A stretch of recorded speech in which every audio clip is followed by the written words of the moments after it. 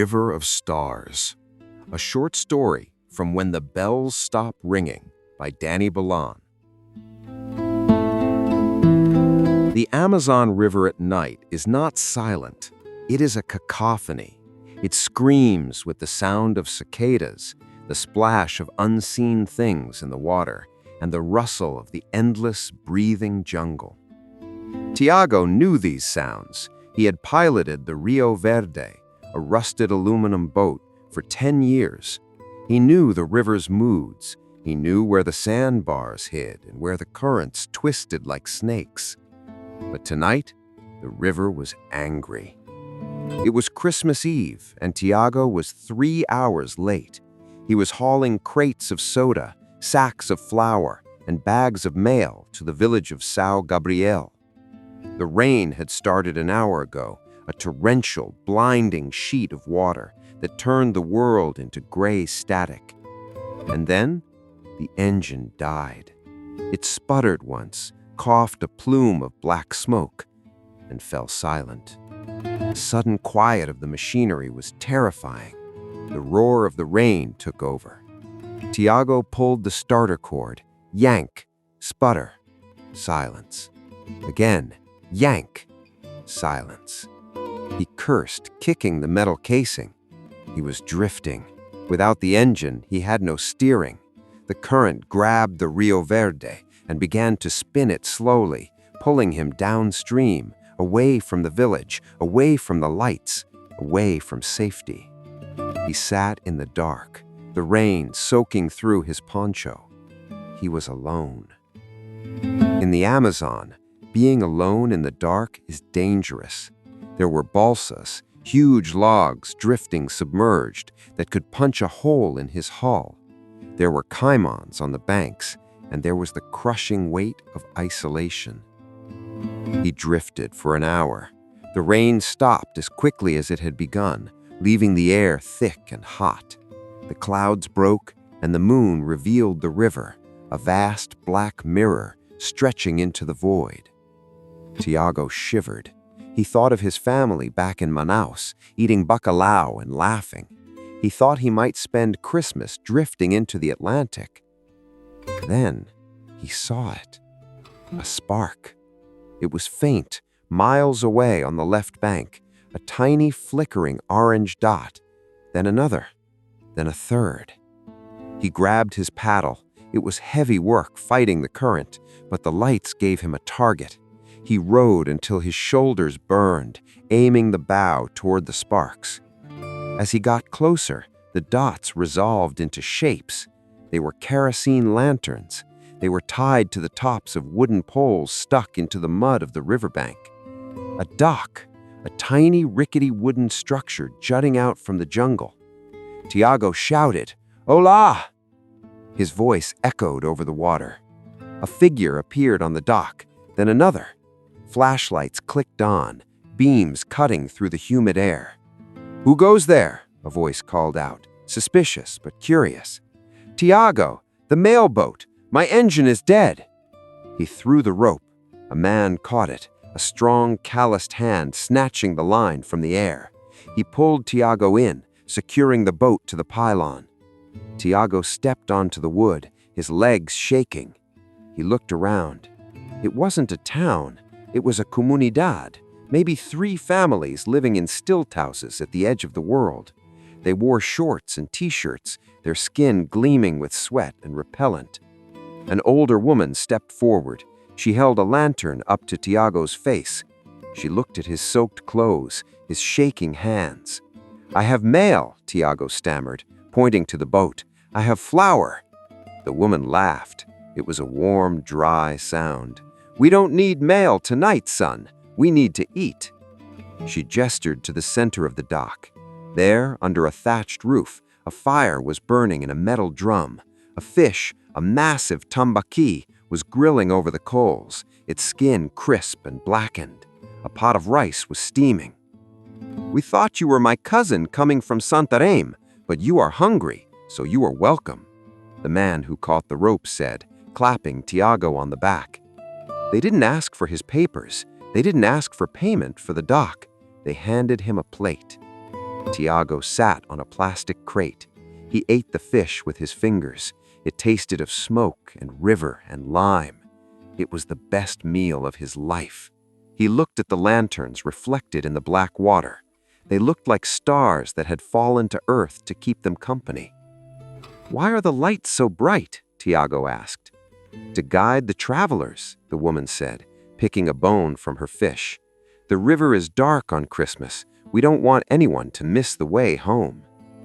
Tiago looked at his dead boat and at the faces of these strangers, fishermen, grandmothers, children, illuminated by the firelight.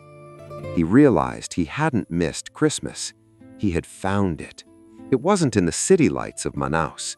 It was here, on a rotting dock in the middle of the jungle, where the only law is that no one stays adrift in the dark. A prayer for the lights on the bank. Let us speak now to the terror of the engine dying.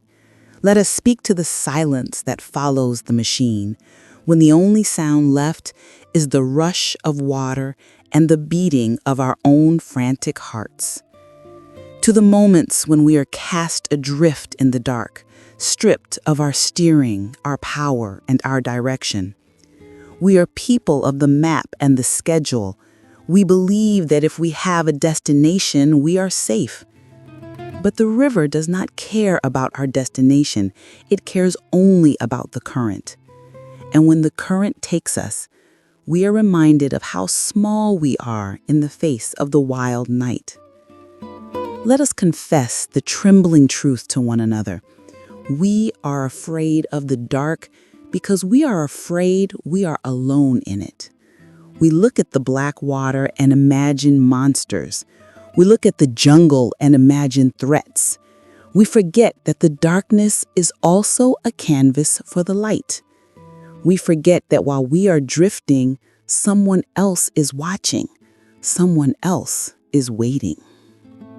Let us ask for the vision to spot the spark, to scan the horizon not for the grand harbor or the city glare, but for the tiny, humble flicker of a kerosene lamp on a rotting dock. To realize that salvation often comes in the smallest of forms. A dot of orange fire against a wall of black. May we honor the keepers of the river lights, the ones who live at the edge of the world, who have nothing to give but a rope and a fire. They do not ask for our credentials. They do not ask for our cargo. They only ask if we are hungry. They are the proof that hospitality is not a function of wealth, but a function of humanity. Let us learn the lesson of the Amazon. We are all pilot and passenger. Sometimes we are the ones driving the boat, sure of our path. And sometimes we are the ones drifting, praying for a rope. So let us light our own lanterns. Let us stick a pole in the mud of our own lives and hang a light upon it, not for ourselves, but for the stranger who might be floating by in the dark. Let us be the star that falls to earth to keep another company. May we find that when we are pulled from the water by a stranger's hand, we are not just saved from the river, we are saved from the illusion that we ever have to navigate this life alone. The current is strong. The rope is stronger. Welcome ashore. The moment you step into this story, The River of Stars, you are just hit with this overwhelming sense of scale.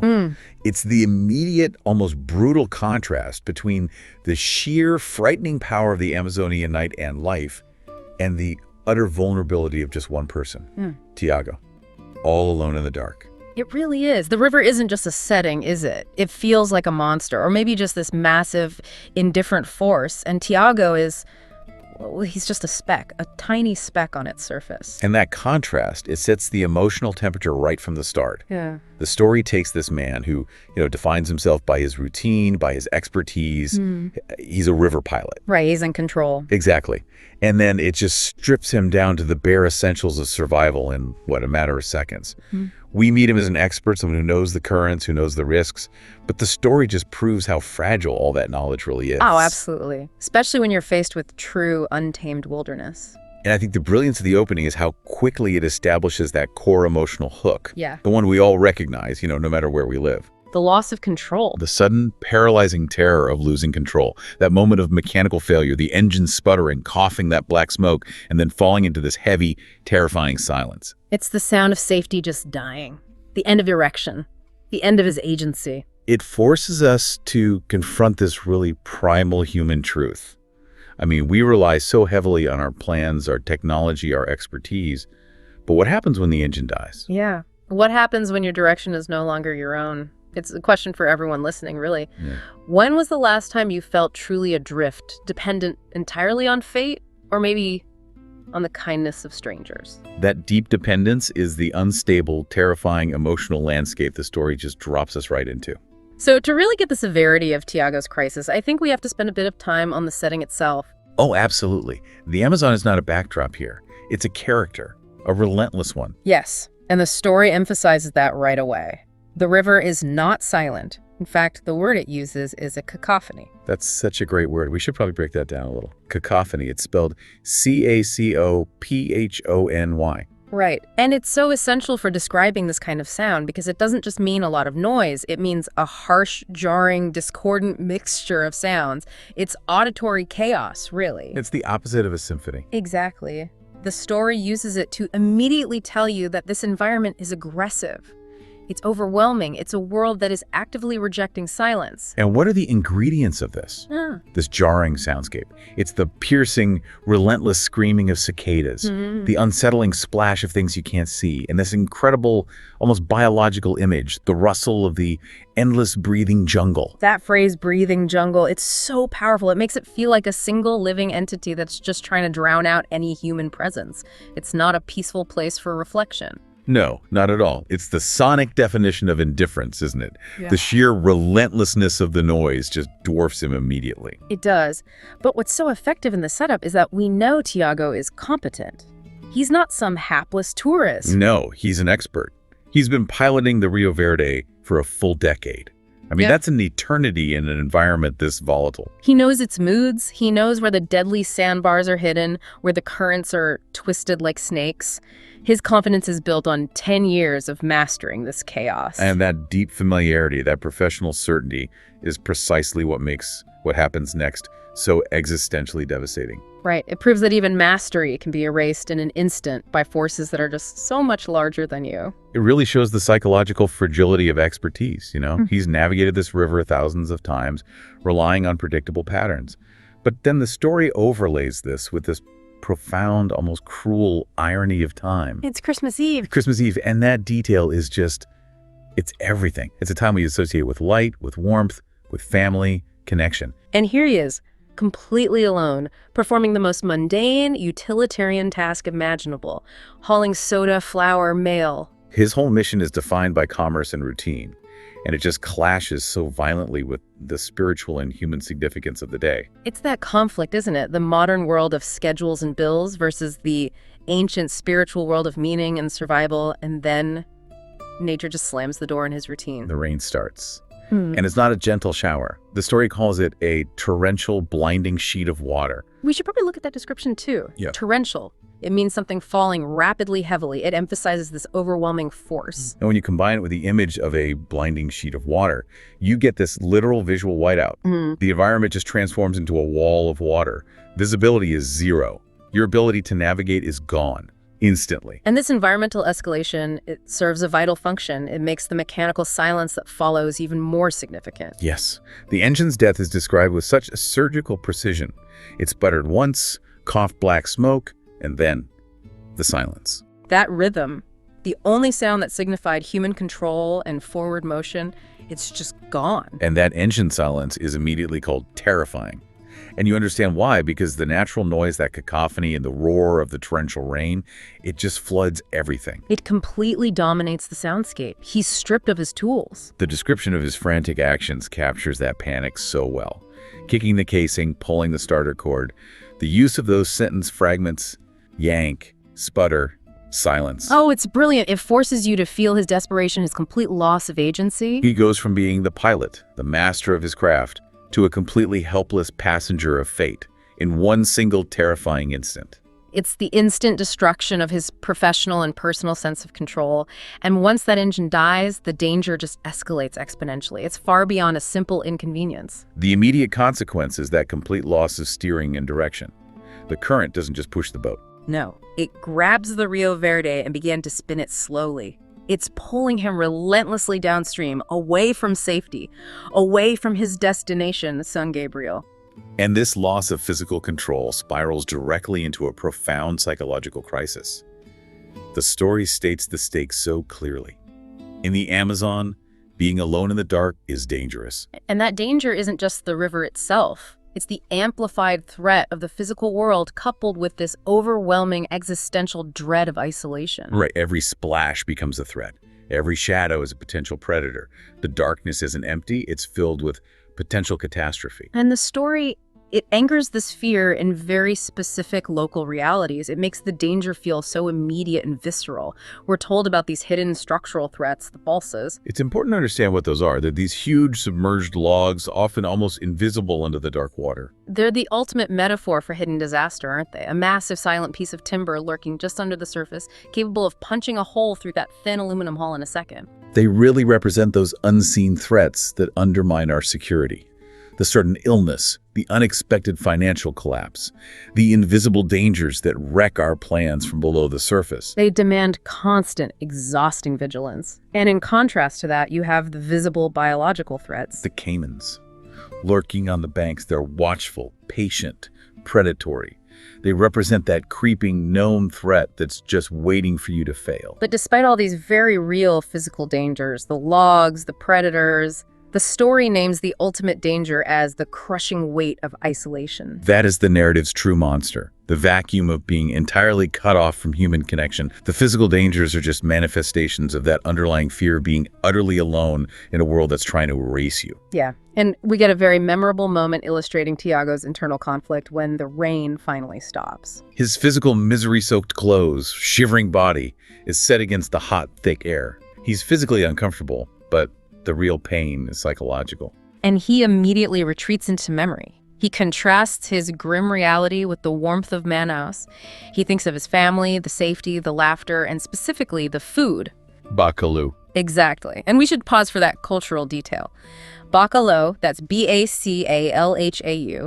it's a traditional salted cod dish. It's extremely significant in Portuguese-speaking cultures, especially during major holidays like Christmas. So thinking of this meal isn't just about being hungry. Not at all. It's thinking of tradition, home, comfort, abundance, togetherness. It starkly contrasts with his reality. Cold, wet, surrounded by the smell of stagnant water and oil, and utterly alone. The memory just amplifies his distance from civilization. And that moment of fleeting comfort is immediately shattered by the powerful visual transition that follows. The clouds finally clear, the moon appears, and the river is suddenly revealed. As a vast black mirror stretching into the void. That imagery is devastatingly simple and brilliant. The river reflects the emptiness he feels, confirming his utter insignificance. He's a tiny, lost fragment against the backdrop of an infinite, uncaring nature. The story emphasizes that he fully realized his fate at that point, drifting for days, maybe forever, out into the Atlantic. His worst fear wasn't a dramatic death. No, it was just being erased by indifference. And this fear of erasure is the definition of his isolation.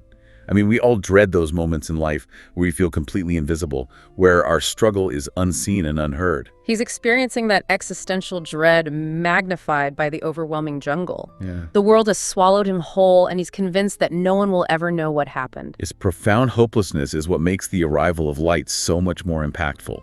It's like this invasion of humanity into a complete void. Just as he hits this absolute emotional low point, preparing himself for the possibility of death, the narrative pivots with that single life-altering sight. Then he saw it. a spark. It's an almost mythological moment, isn't it? Salvation appearing in the deepest hour of the night. The contrast is everything. The vast, black, empty mirror suddenly gains a tiny, specific focal point. The spark is faint, miles away, but it's real. And the pattern is critical. It's a tiny, flickering orange dot, then another, then a third. It's not accidental. Right. It's deliberate. It's controlled. It's human-made light. It signals intention and purpose. And the physical effort that's driven by this hope is monumental. The story doesn't just skip over the struggle. He has to row against the current for a long time. Yeah, it emphasizes his shoulders burning, the exhaustion, the pain. Hope isn't passive here. It's physically demanding. It's the most primal human response, the will to survive, fueled entirely by that distant, flickering target. And this physical commitment is so crucial because it validates the salvation.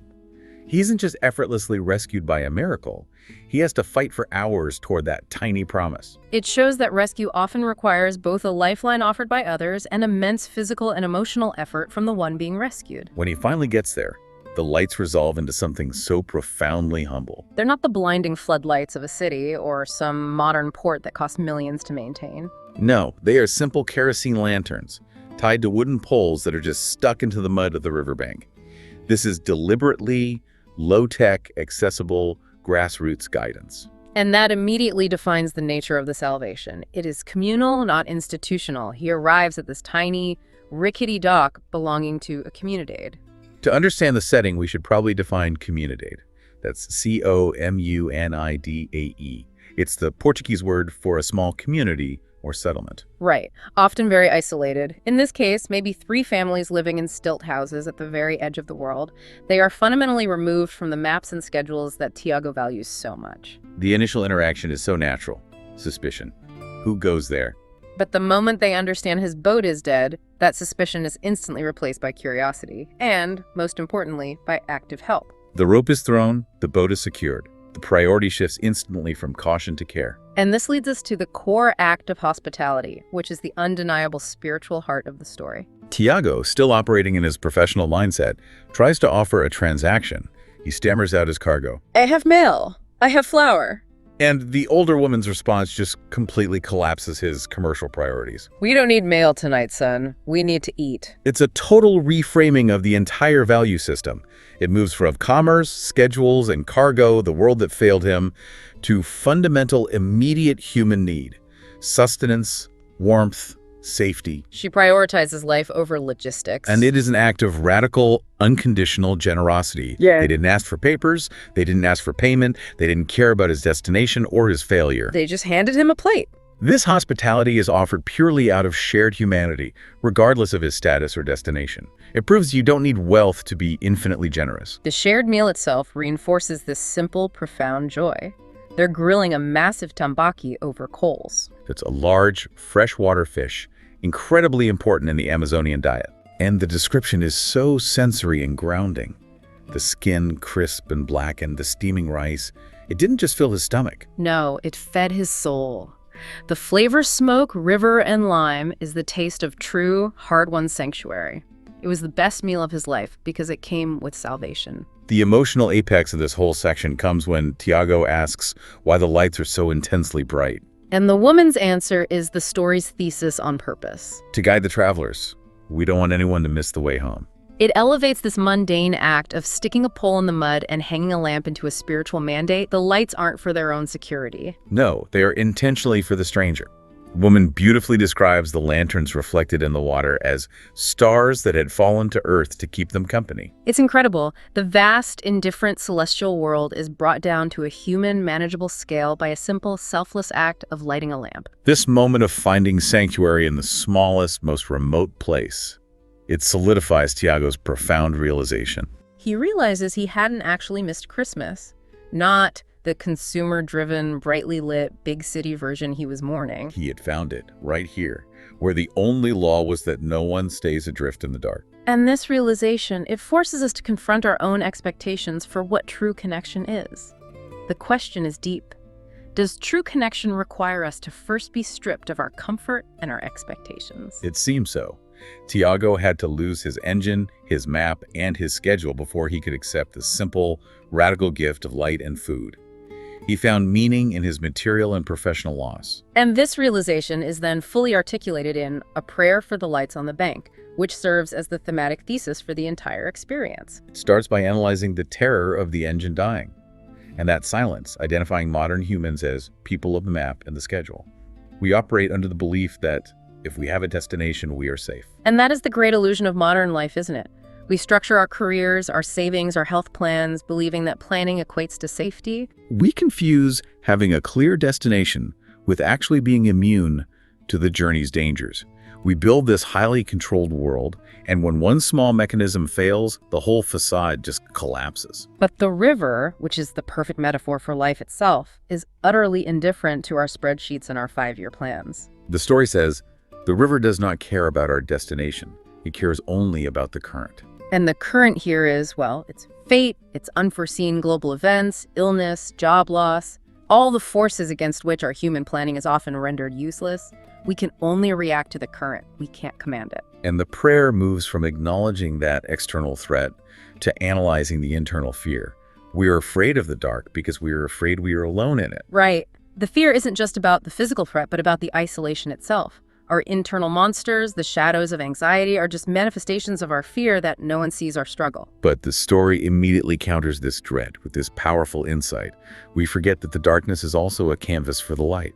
Exactly. Darkness isn't empty. It's the necessary condition for light to be visible, to be meaningful, to be effective.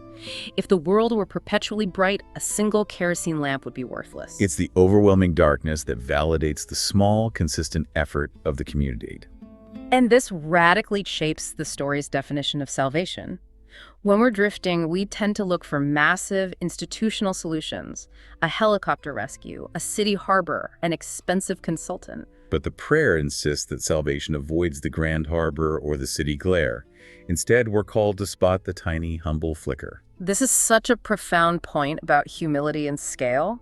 We assume that help has to be proportionate to the size of our crisis, but often the rescue comes in the smallest, most localized, most accessible form, a simple act of human generosity. And these small acts are often overlooked because we're blinded by the bright, artificial, overwhelming noise of the city glare. So we have to honor the keepers of those lights. The description of their profound hospitality is so powerful. They live at the edge of the world who have nothing to give but a rope and a fire. That's a definitive statement on what matters most. This hospitality, the prayer says, is not a function of wealth, but a function of humanity. These 3 families likely have almost nothing material, yet their capacity for unconditional aid is limitless. They don't require payment or credentials. They only ask if you are hungry and lost. They offer a rope for physical connection and a fire for spiritual warmth, the 2 essentials that money can't truly buy when you're adrift. It proves that true generosity requires 0 material sacrifice, only intention and empathy.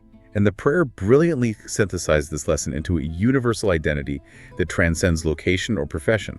It uses the metaphor of the boat to define all of us. We're all pilot and passenger. Sometimes we're the ones driving the boat, sure of our path. Yeah. And sometimes we're the ones drifting, praying for a rope. This is the core message of radical empathy and universal vulnerability. It removes all judgment about who deserves help.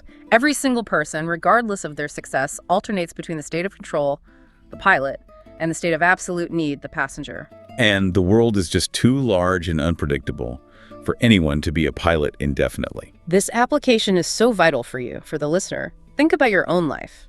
You might be the pilot in your career, navigating complex business decisions expertly. But if a health crisis hits or a family emergency arises, suddenly you're the passenger, clinging to that rope, praying for a humble light from a doctor, a friend, a community resource. The story teaches us that this oscillation is universal and inevitable. And this commitment to shared humanity is what links the story so powerfully to the universal meaning of Christmas.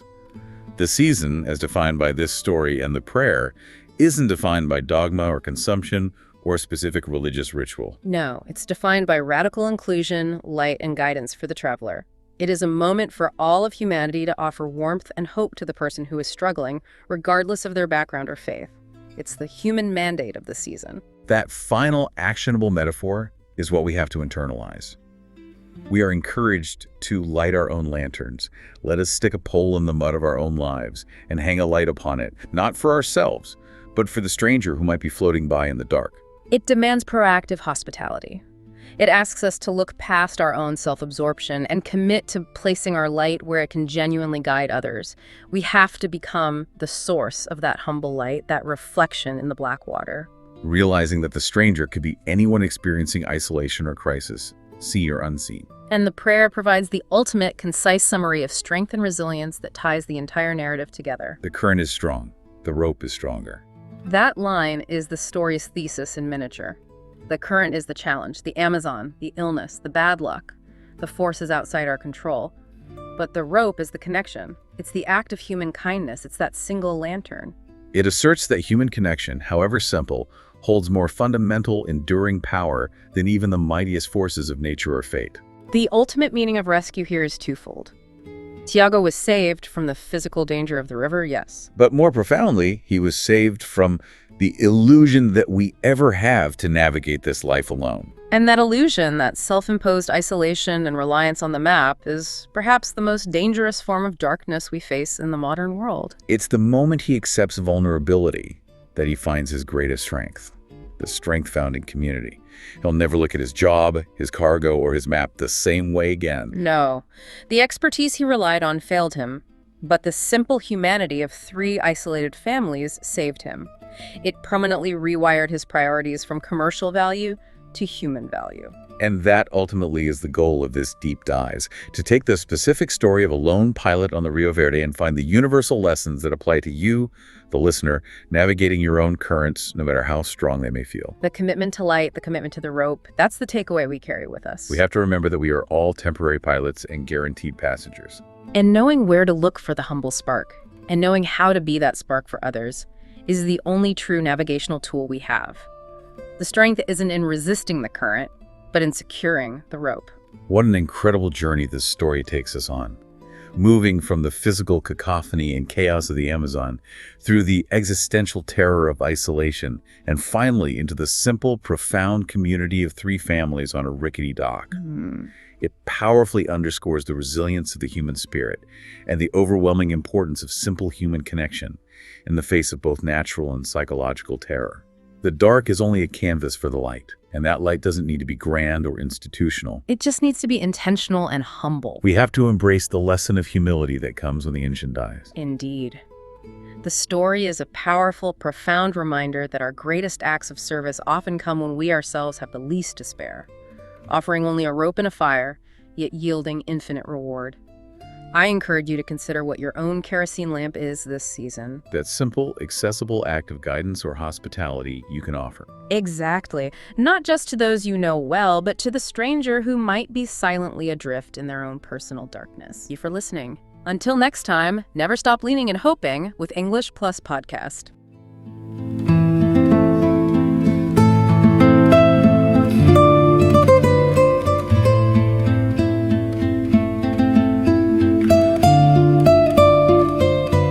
We hope you related to this story.